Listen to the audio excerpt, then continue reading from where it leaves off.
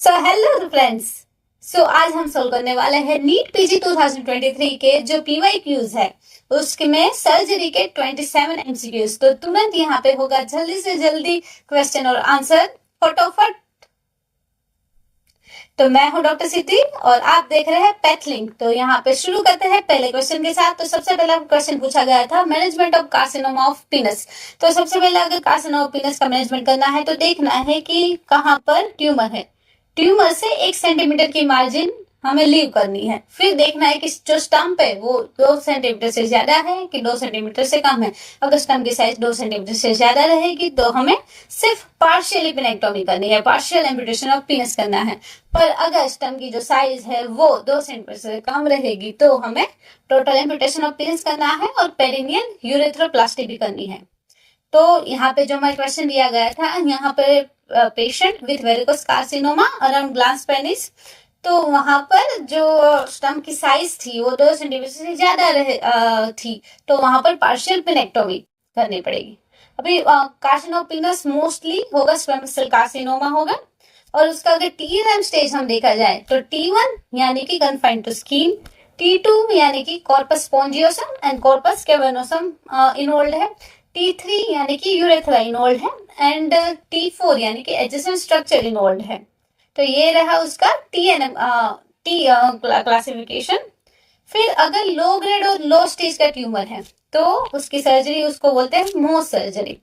और if it is involving the glans penis तो ग्लांसेक्टोमी करनी पड़ेगी और एडवांस केसेस होगा तो पार्शियल पेनेक्टोमी करनी पड़ेगी। तो यहाँ पर हमारे क्वेश्चन का आंसर रहेगा पार्शियल पेनेक्टोमी।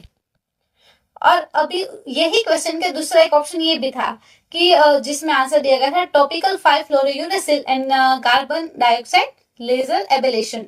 तो जहां पर penile intraepithelial neoplasia it is also called as Bowen's disease, तो वहां पर ये वाली ट्रीटमेंट यूज की जाती है topical 5-फ्लोरोयूरेसिल with CO2 laser ablation. तो जल्दी से बढ़ते हैं दूसरे क्वेश्चन की ओर। दूसरा क्वेश्चन ऐसे वहां पर फिगर दी गई थी इंट्राओशियस रूट हड्डी में जा रही है कैन्युला। तो intraosseous route for accessing transfusing IV fluid. तो बोन मैरो जो हमारा है वो नॉन कलेप्सिबल विनस एक्सेस है। Bone marrow it is a non collapsible venous access route. तो इंडिकेटेड इन जहां पर आईवी एक्सेस डिफिकल्ट होगा जिस पेशेंट में वहां पर इंसर्ट करते हैं। तो कहाँ पर इंसर्ट कर सकते हैं तो प्रोक्सिमल टिबिया में, डिस्टल टिबिया में और डिस्टल 1/3 फीमर में हम इंट्राओशियस रूट से आईवी एक्सेस कर सकते हैं। फिर है फोरनियर गैंग्रीन। फोरनियर गैंग्रीन सबसे most MP topic for the surgery. ये साल भी पूछा गया था, उसके पिछले साल भी पूछा था, उससे अगले साल भी फोरनियर गैंग्रीन तो पूछा ही था। तो ये टॉपिक तो करके जाना है। फोरनियर गैंग्रीन 5 स्टार। सो फोरनियर गैंग्रीन वहां पर इंफेक्शन होगा किसका, mix flora aerobic anaerobic infection होगा। उसको नेक्रोटाइजिंग फेसाइटिस भी बोलते हैं।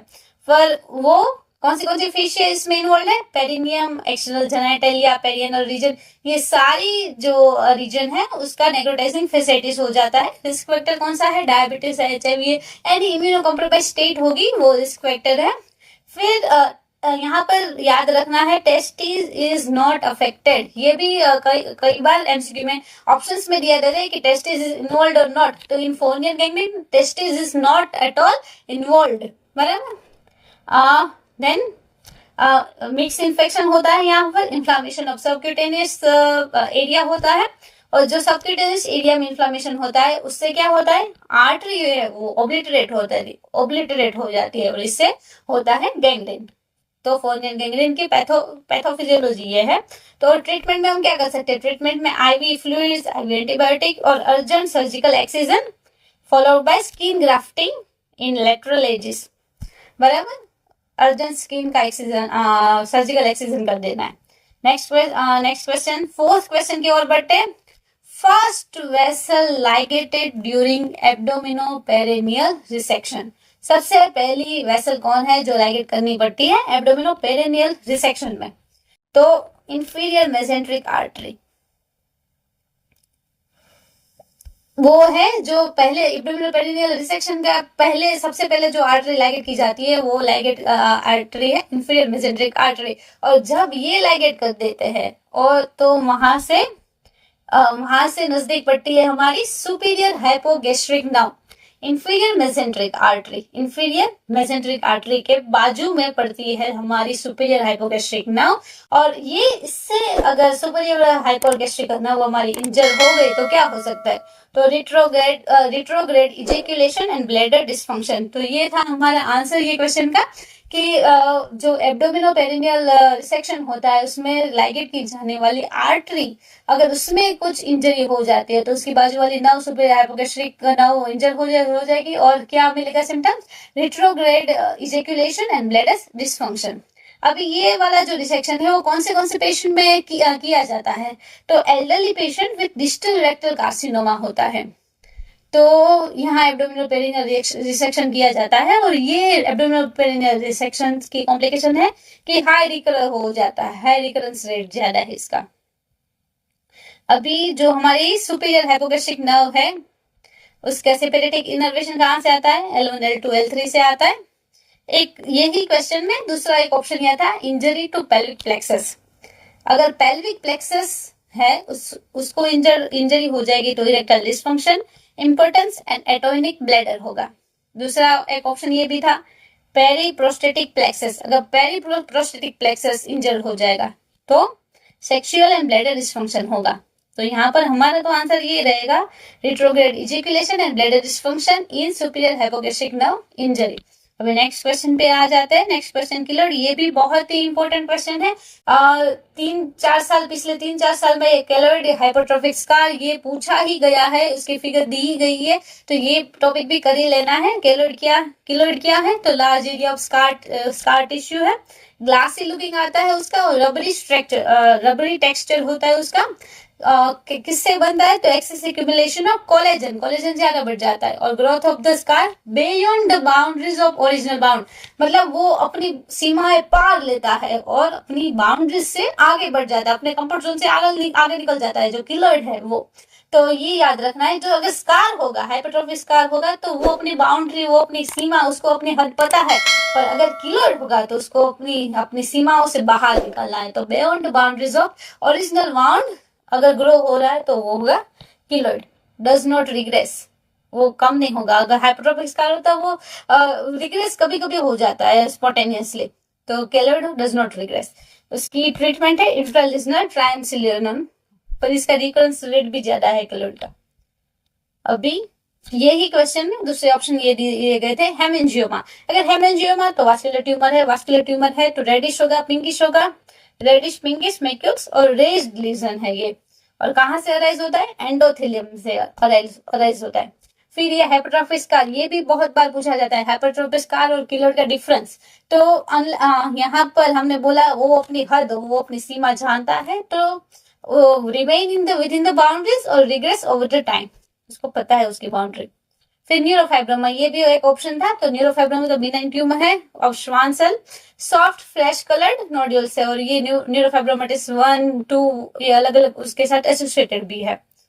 अभी next question, 6th question, laparoscopy for bilateral and recurrent inguinal hernia. Inguinal hernia वाला जो टॉपिक है वो बहुत ही आईएमपी है। डायरेक्ट इंग्वाइनल हर्निया कई बार पूछते हैं, इनडायरेक्ट पूछते हैं। इंग्वाइनल कैनाल जो है वो हेसेलबेक ट्रायंगल, ये सब यहाँ से एक क्वेश्चन तो होता ही है हर बार। तो लेप्रोस्कोपी की है किसके लिए, बायलैटरल रिकरेंट इंग्वाइनल हर्निया के लिए।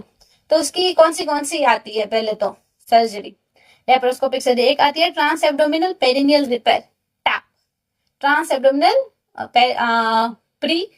प्री पेरिनियल रिपेयर, और दूसरी आती है TAP, total extra peritoneal repair, बराबर। कॉमनली कौन से, TAP, total extra peritoneal repair commonly used किया जाता है। अभी मोस्ट कॉमन इंजर्ड नर्व कौन सी है, जब भी हम लेप्रोस्कोपी करते हैं ये बायलैटरल रिकरेंट इंग्वाइनल हर्निया की, तो most common nerve to be injured is genitofemoral, and दूसरी होती है lateral cutaneous nerve of thigh, और ये भी हम जानते हैं मेराल्जिया पैरास्टेटिका किसको बोलते हैं, lateral cutaneous nerve of Thai अगर इंजर्ड हो जाती है तो उसको बोलते हैं मेराल्जिया पैरास्टेटिका। कहाँ पर होती है, लेप्रोस्कोपी अगर की है इंग्वाइनल हर्निया की तो, बराबर।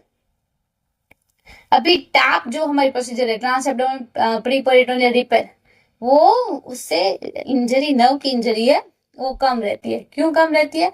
क्योंकि यहाँ पर जो मैश मैश हर्निया के लिए हम प्लेस करते हैं वो इलियो प्यूबिक ट्रैक्ट के ऊपर अबाउ करते हैं, इसलिए टैप है उसमें नर्व इंजरी कम होती है। पर कॉमनली कौन सा यूज कर रहे हैं? टैप जो है, टैप है वो कॉमनली यूज करते हैं। उसमें जो नर्व इंजर्ड होती है, एक लेटरल क्यूटेनियस नर्व था और एक टेनाटोफेमोरल नर्व, दो मोस्ट कॉमनली इंजर्ड नर्व है। अभी दूसरे ऑप्शन क्या क्या दिए गए थे? तो ये ऑप्शन में इलियो इंग्वाइनल नर्व। अभी इलियो इंग्वाइनल नर्व कब इंजर्ड होगी? ओपन हर्निया होगा तो इलियो इंग्वाइनल नर्व इंजर्ड होगी, जिसमें sensory disturbance and pain over skin of the genitalia and upper middle thigh और जो स्किन ऑफ जेनिटलिया है वो वहां सेंसरी डिस्टर्बेंस हो जाएगा इलियो इंग्वाइनल नर्व में। फिर आती है इलियो हाइपोगैस्ट्रिक नर्व, ये भी एक ऑप्शन था। Injured during incision in the right iliac fossa during hernia. Right iliac fossa में अगर इंसिजन करते हैं तो इलियो हाइपोगैस्ट्रिक नर्व इंजर्ड होती है। फिर आती है हमारी फ्यूमरल नर्व। फ्यूमरल नर्व कब होती है? तो कोई भी रिट्रोपेरिटोनियल ट्यूमर या हेमरेज होता है तो फ्यूमरल नर्व इंजर्ड होती है, और फ्यूमरल नर्व अगर इंजर्ड होगी तो वीकनेस इन क्वाड्रिसेप्स फेमोरिस वो होगा। तो ये हमारा क्वेश्चन हो गया laparoscopic for bilateral and recurrent equivalent hernia में नर्व जो इंजर्ड होगी वो है lateral cutaneous nerve of Thai, वो था आंसर। अभी नेक्स्ट आ गए 7th क्वेश्चन, ग्लासको कोमा स्कोर। ये भी मोस्ट एमपी है, हर बार एक दो क्वेश्चन यहाँ से पूछे ही जाते हैं, तो ये भी हमें कर लेना तो कर ही लेना है। तो टोटल 15 नंबर है, 13 to 15 है तो माइल्ड इंजरी, 9 to 12 है तो मॉडरेट इंजरी और लेस देन 8 है तो सीवियर इंजरी। अभी कैसे देते हैं? Eye opening, verbal response and motor response से देते हैं। आई ओपनिंग अगर स्पॉन्टेनियस बोल रहा है तो 4, ऑन वर्बल कमांड तो 3, टू पेनफुल स्टिमुलाई तो 2। तो यहाँ पर हमारा जो क्वेश्चन था उसमें पेनफुल स्टिमुलाई पे तो E2 आ रहा था। फिर एक नंबर अगर ओपन नहीं कर रहा है तो, और एंटी कब? जब नॉन टेस्टेबल हो तो। फिर वर्बल रिस्पॉन्स नॉर्मल ओरिएंटेड है तो 5, कंफ्यूज्ड है तो 4। तो हमारा जो पेशेंट था वो कंफ्यूज्ड था तो V4 आ रहा था। फिर 3 मीन्स इनएप्रोप्रिएट वर्ड्स बोल रहा है, 2 मीन्स साउंड रिसीव कर रहा है, 1 मीन्स नो साउंड। फिर motor response obeys command 6, 5 means localise to pain, ये भी पिछले साल पूछा गया था, लोकलाइज टू पेन मतलब 5 है। फिर 4 मतलब विट्रोल और फ्लेक्शन, ये भी पूछा गया था। फिर 3 मीन्स एबनॉर्मल फ्लेक्शन और डीकॉर्टिकेट पोस्चरिंग, 2 है उसमें extensor posture, decerebrate posturing, 1 means no motor response. तो इसमें से ये टेबल याद रखना है, ये याद ही रह जाता है, इसमें कुछ है नहीं बड़ी बात। Eye opening, verbal response and motor response के आधारित ग्लासकोमा स्केल है पूरा। नेक्स्ट क्वेश्चन है हाइड्रेटेड सिस्ट, ये भी बहुत अहम क्वेश्चन है, माइक्रो के लिए भी अहम क्वेश्चन है, सर्जरी के लिए भी अहम क्वेश्चन है, कुछ भी ये टॉपिक में से भी पूछते हैं हर साल। हाइड्रेटेड सिस्ट इन द लीवर, यहाँ पर सीटी की इमेज दी हुई थी, तो सीटी में क्या दिख रहा था? सर्पेंटाइन लीनियर मेम्ब्रेन दिख रहे थे लीवर में। तो अगर wavy membranes with in the cyst है तो होगा हमारा हाइड्रेटेड सिस्ट होगा। इकिनोकोकस ग्रेन्युलोसस, इकिनोकोकस जो है वहां उससे होता है, उसका जो डॉग है, dog definitive, human intermediate. Dog definitive D याद रखना है, डॉग डेफिनेटिव होस्ट है और ह्यूमन है जो हम इंटरमीडिएट होस्ट है।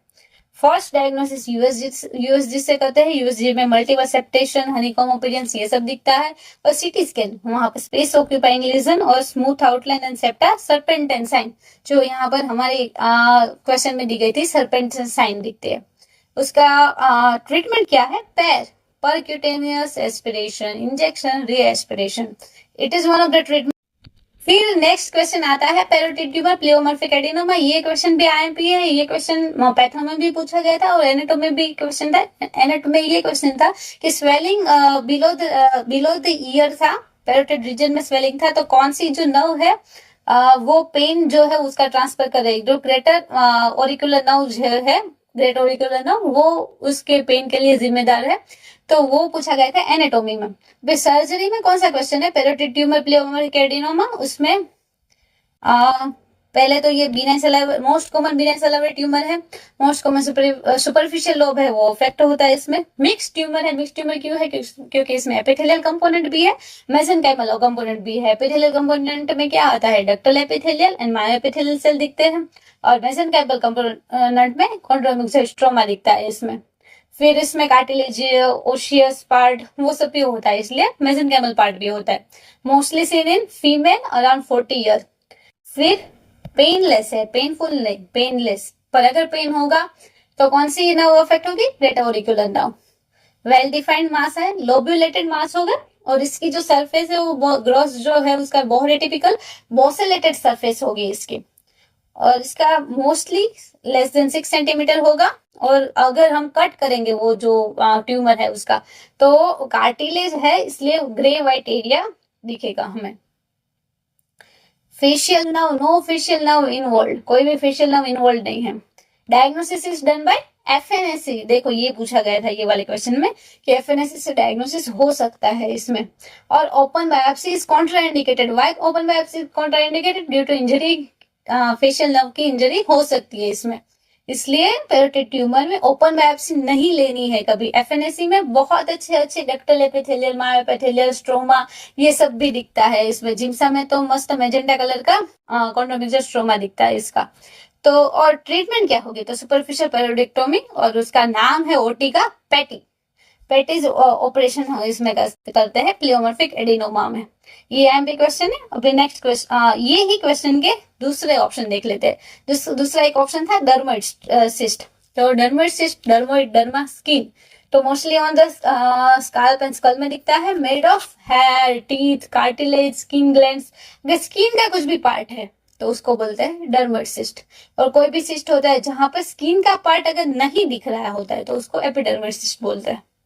और नेक्स्ट एक ऑप्शन था सीबेसियस सिस्ट। तो सीबेसियस सिस्ट है post auricular sulcus, most common उसका है पोस्ट ऑरिकुलर सल्कस में होता है, डिराइव फ्रॉम हेयर फॉलिकल और ड्यू टू ट्रोमा। और सेंट्रल पंक्टम, उसमें पंक्टम रहता है बीच में, पूरा एक चांदला, पूरा एक डॉट रहता है उसका, वो आइडेंटिफिकेशन है सीबेसियस सिस्ट का।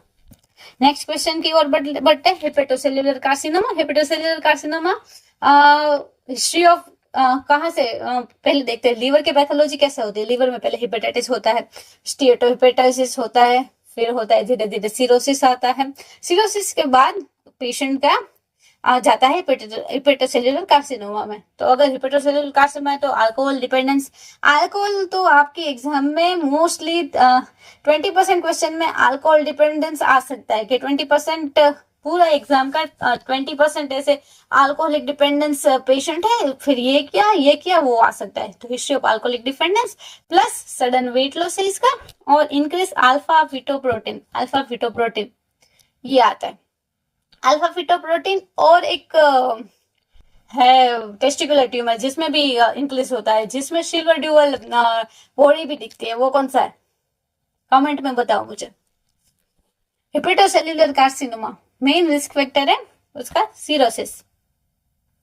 हिपेटिक एडिनोमा जो अदर ऑप्शन थे, यहाँ पर हमारा हिपेटोसेल्युलर कार्सिनोमा जिसमें अल्फा फिटोप्रोटीन इंक्रीज होता है, उसका मेन रिस्क फैक्टर है सिरोसिस, ये पूछा गया था।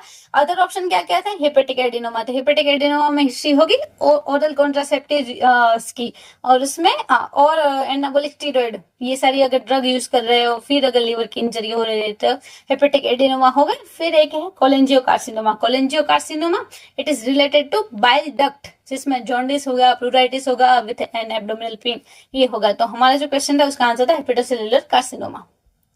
अब नेक्स्ट क्वेश्चन की ओर बढ़ रहे 11, क्वेश्चन नंबर 11, जिसमें हिस्ट्री दी गई है क्रोनिक पेनक्रियाटाइटिस। पेनक्रियाटाइटिस क्रोनिक है, फिर रिकरेंट अटैक आ रहा है क्रोनिक पेनक्रियाटाइटिस का। फिर 1 centimetre pancreatic duct dilatation with intraductal calculi. ये सारी अगर ये सिनारियो है तो उसकी सर्जरी कौन सी है, ये पूछा गया था। पेनक्रियाटाइटिस के रिलेटेड और एक क्वेश्चन भी पूछा गया था, जिसमें पूछा गया था कि कौन सा एंजाइम है वो इंक्रीज होता है। तो इसमें एमाइलेज तो इंक्रीज होता ही है पेनक्रियाटाइटिस में, बट उसमें लाइपेज है, it is more sensitive and more specific for the pancreatitis. तो उसमें जो उसमें आंसर था सीरम लाइपेज कराता है इन क्रोनिक पेनक्रियाटाइटिस। अभी हमारा जो क्वेश्चन है वहां पर में पेनक्रियाटाइटिस हो रहा है, recurrent attack of intraductal कैल्कुलाई plus 1 centimetre pancreatic duct dilation. तो इसमें इसमें कौन सी सर्जरी आती है? इसमें लॉन्जिट्यूडिनल पेनक्रियाटिको जेजुनोस्टोमी, पेनक्रियाटिको जेजुनोस्टोमी, पुस्लो प्रोसीजर उसका दूसरा नाम है, वो आते हैं। अभी क्रोनिक पेनक्रियाटाइटिस है वो, उसमें रेडियोग्राफी में क्या दिखता है? चेन ऑफ लेग्स दिखते हैं, presence of multiple dilatation and multiple stenosis दिखता है। अभी यही क्वेश्चन है उसका दूसरे दो जो उसका ऑप्शन था वो एक था विपल्स प्रोसीजर।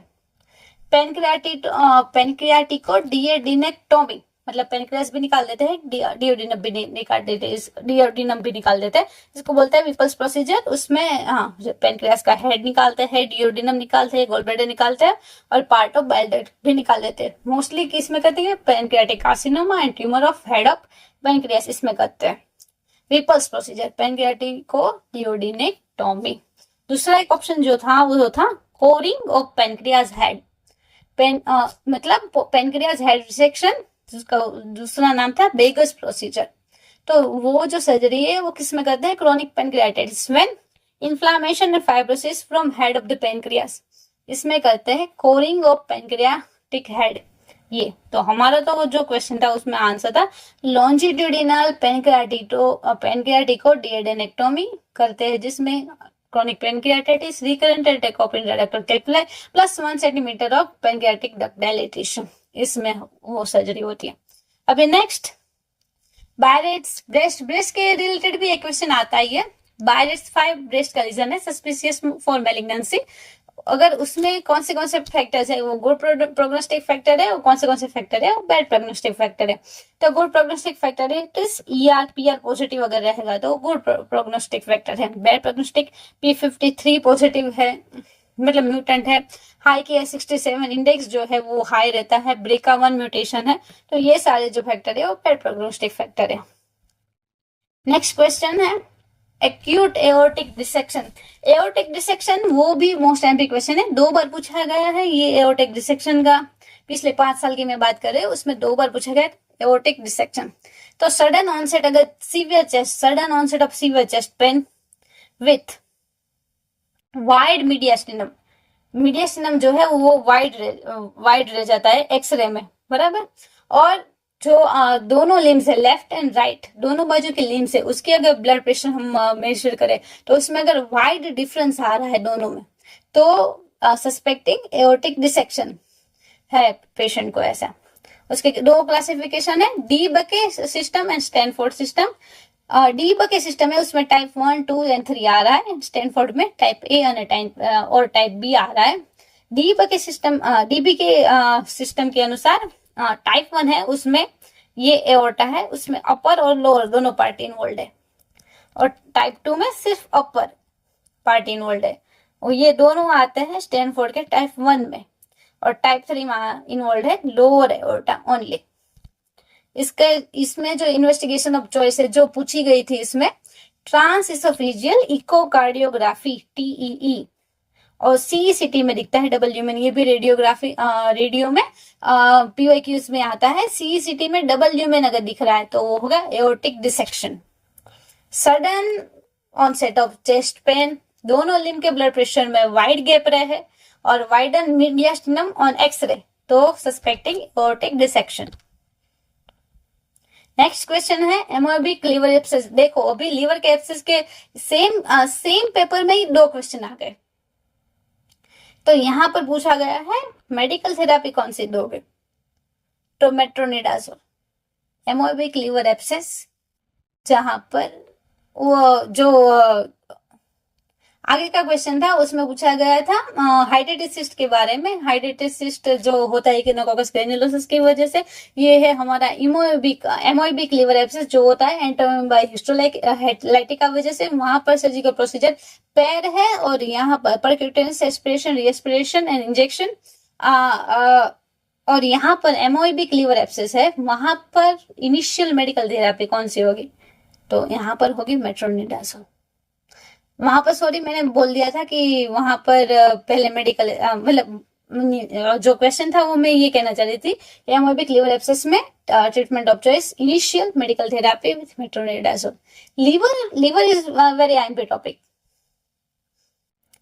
सबड्यूरल हेमरेज ये भी बहुत आईएमपी है, रेडियो में भी पूछा गया है, सर्जरी में भी। जो पिछले 5 साल में 5 क्वेश्चन तो इसमें से ही आ जाएंगे ये टॉपिक में से। सबड्यूरल हेमरेज या इंट्रापेरेन्काइमल हेमरेज या सब एरिकनोइड हेमरेज तो होगा ही होगा ऐसा लग रहा है। एपिड्यूरल हेमरेज इसमें से कोई ना कोई एक क्वेश्चन तो होगा ही। सबड्यूरल हेमरेज है तो उनमें कनकेवो कन्वेक्स हेमेटोमा होता है, कनकेवो कन्वेक्स हेमेटोमा होता है। अगर एपिड्यूरल होगा तो कौन सा शेप का हेमरेज होगा, कमेंट में बताओ मुझे। तो सबड्यूरल हेमरेज है वो बिटवीन एरेक्नोइड एंड ड्यूरामेटल होता है, due to rupture of bridging veins के रप्चर के होने से होगा। और इसमें ट्रीटमेंट क्या करते हैं, ओपन क्रेनियोटोमी। पर कब करनी है ओपन क्रेनियोटोमी, अगर थिकनेस जो है वो 1 सेंटीमीटर से ज्यादा है, मिड लाइन शिफ्ट है वो 5 mm से ज्यादा है, और ग्लासकोमा स्क्वायर जो हम देखा अगर जीसीएस वो दो स्कोर से अगर ड्रॉप हो रहा है तो सबड्यूरल हेमरेज में करेंगे open craniotomy due to rupture of bridging veins. ये था उसका answer. Next question, Meleney's gangrene. Meleney's gangrene उसमें हाइपरबेरिक O2 यूज होता है और वो मोर्टेलिटी को रिड्यूस करता है। ये था हमारा उसका आंसर।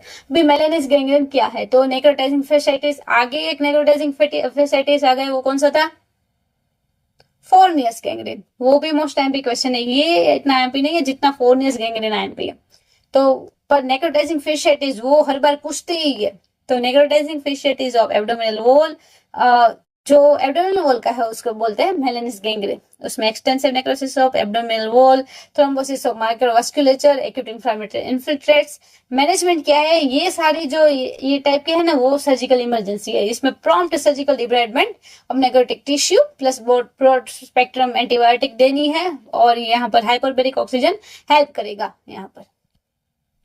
अभी आगे देखो, मैंने बोला था इंग्वाइनल हर्निया में से कोई ना कोई क्वेश्चन आएगा तो आएगा ही। तो direct inguinal hernia, direct inguinal hernia क्यों कोज होता है, due to weakness in conjoint tendon.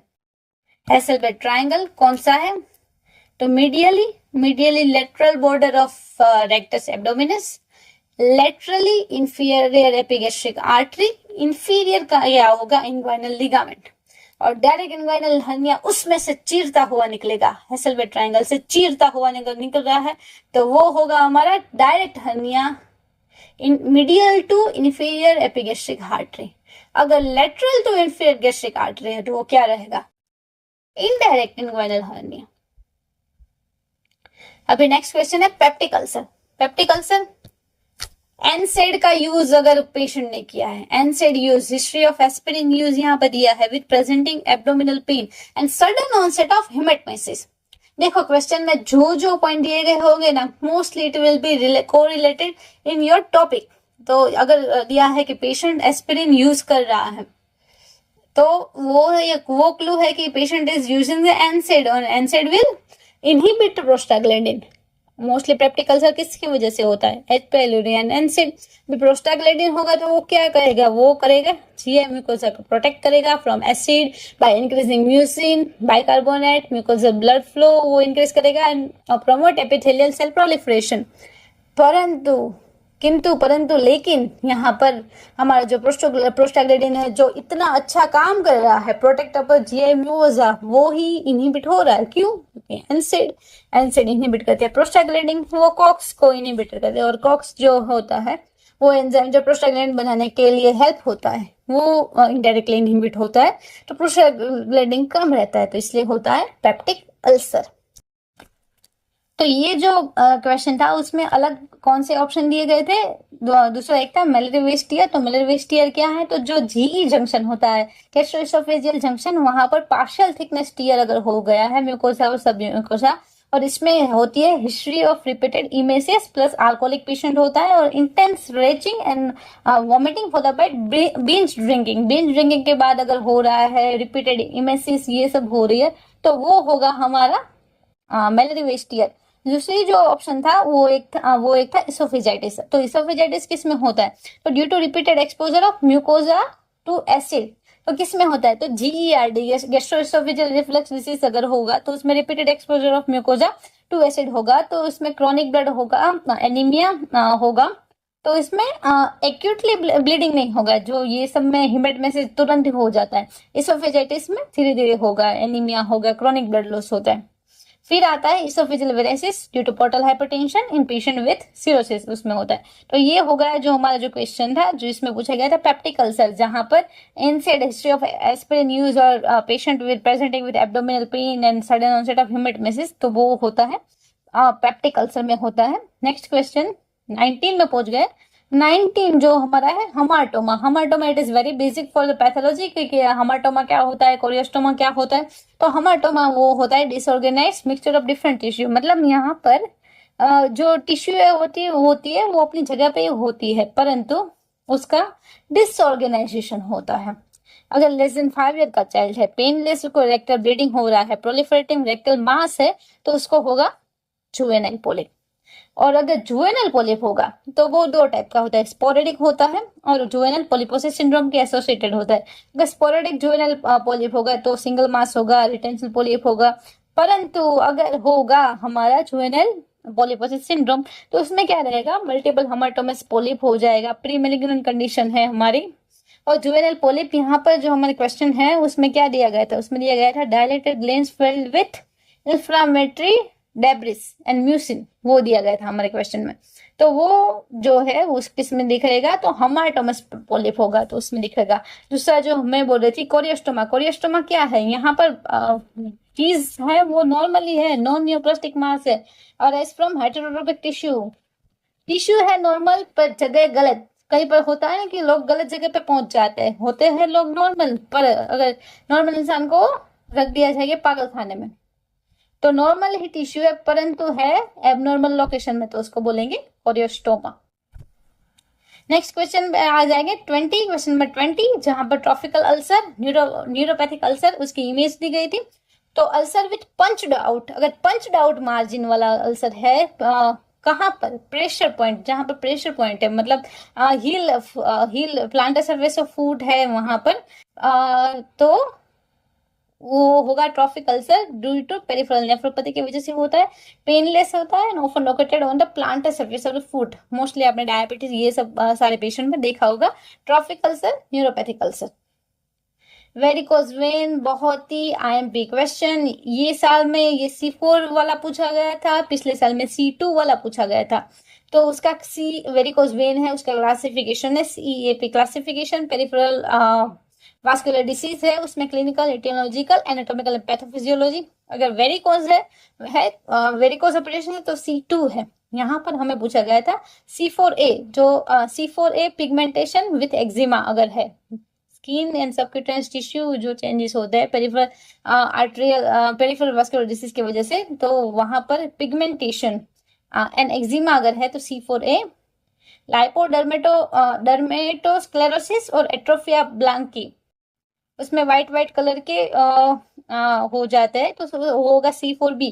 और C4C में क्या होगा, कोरोना फ्लेबेक्टेसिया, कोरोना मतलब ऐसे क्राउन लाइक, तो वो जो रेडिएटिंग लाइक अगर वेसल वहां पर दिख रही है तो होगा कोरोना फ्लेबेक्टेक्टिका। तो C4 पूछा गया था हमें। C1 क्या है, no visible disease, C1 means reticular veins, C2 means varicose vein जो पूछा गया था C2 पिछले साल। C2R means recurrent varicose vein, C3 means with edema, C4 means changes in the skin and subcutaneous tissue, C4 means pigmentation और eczema जो यहाँ पर पूछा गया है, C4B means lipodermatosclerosis और atrophy blanchi, C4 means corona lebectetica, C5 है वो हिल्ड अल्सर है, C6 है वो एक्टिव अल्सर है। सब एरेक्नोइड हेमरेज, मोस्ट आईएमपी, इसमें से एक क्वेश्चन होगा ही। तो यहाँ पर कौन सा थंडर क्लैप हेडेक जो आगे यही सेम एग्जाम में कौन सा सबड्यूरल हेमरेज भी पूछा गया है, अगर जो हमारा था कन्वेक्सो कनकेव जो उसका अपीयरेंस होगा वो हमें पूछा गया था। यहाँ पर सब एरिकनोड हेमरेज भी पूछा है। तो थंडर क्लैप हेडेक है उसका फर्स्ट इमेजिंग कौन से करेंगे, NCCT और अगर एनसीसीटी में नेगेटिव आ रहा है तो करेंगे lumbar puncture. Lumbar puncture CSF में अगर प्रेजेंट है वो सारे ब्लड के रेसिड्यू हेमरेजिक है सीएसएफ अगर, तो उससे भी हम सबएक्यूट हेमरेज डायग्नोस कर सकते हैं। पर गोल्ड स्टैंडर्ड डायग्नोसिस क्या है उसका? डिजिटल सब्सट्रैक्शन एंजियोग्राफी, वो है उसका गोल्ड स्टैंडर्ड। ट्रीटमेंट क्या करेंगे? Craniotomy, clipping of endovascular embolisation, coiling to prevent rebleeding. 24th question है कोरोसिव इसोफेजियल इंजरी। देखो यहाँ सेम एग्जाम में इसोफेजियल इंजरी दूसरी बार आई, पर यहाँ पर है ड्यू टू मतलब इंजेक्शन, अल्कली एसिड का इंजेक्शन कर दिया, इसलिए कोरोसिव इसोफेजियल इंजरी है। और कंप्लीट डिस्फेजिया है। अगर कंप्लीट डिस्फेजिया है, कुछ भी इंसान खा ही नहीं पा रहा है, तो क्या करेंगे? तो चेजुनोस्टोमी, चेजुना के अंदर सीधा फीडिंग कर देते हैं और एंट्रल फीडिंग, बराबर है। तो अगर इंजरी आल्कली पदार्थ होगा उससे अगर होती है तो इंजरी डीपर जाएगी, क्योंकि वहां पर प्रोसेस होगा इंजरी का सैपोनिफिकेशन। और अगर एसिड की इंजरी है, अगर एसिड की इंजरी होगी तो क्या होगा? उसमें कोएगुलेटिव नेक्रोसिस हो जाता है जल्दी, तो सुपरफिशियल इंजरी रहेगी। आल्कली की इंजरी ज्यादा खतरनाक है क्योंकि वो जाती है डीपर। 25th क्वेश्चन है थायरोग्लोसल सिस्ट। ये भी यहाँ पे टॉपिक है। Moves with deglutition, protrusion of trunk, side to side movement is also positive. Congenital mid leg swelling है, typically present during childhood after upper respiratory tract infection. Represent persist of tract of thyroid gland. कौन से इसका जो tract होता है वहां कहीं पर भी हो सकता है cyst. Infrahyoid most common site है, region of thyroid cartilage, suprahyoid, floor of the mouth, beneath foramen caecum, यहाँ ये सारे ट्रैक में कहीं भी हो सकता है थायरोग्लोसल सिस्ट।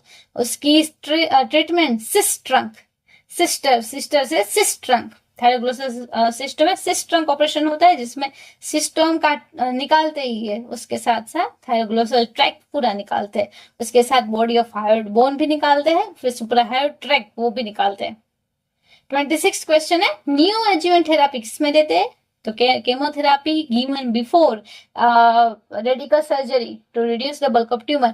ट्यूमर अगर बहुत बड़ा है तो सबसे पहले देते हैं न्यू एडजुवेंट थेरापी, उससे ट्यूमर की साइज हो जाती है कम, फिर करते हैं सर्जरी, तो इसको बोलते हैं neo adjuvant therapy. Q sofa ये पूछा गया, तो क्यू सोफा क्या है? Bed side prompt identification of patient with suspected infection. जो पेशेंट आईसीयू के बाहर वाले एरिया में है वो पेशेंट है, उसमें अगर हमें रिस्क असेस करना हो कि सस्पेक्टेड इन्फेक्शन है कि नहीं, तो उसके लिए हम यूज करते हैं क्यू सोफा। और जो पेशेंट आईसीयू के अंदर है उसके लिए sofa score. Q sofa quick sofa है जिसमें 3 मेजरमेंट है। सिस्टोलिक ब्लड प्रेशर अगर 100 से कम है, रेस्पिरेटरी रेट बहुत ही हाई है 22 से ज्यादा, और अल्ट्रासेंसिटिव लेस देन 15, ग्लासगो स्केल है, और हर एक का स्कोर है 111।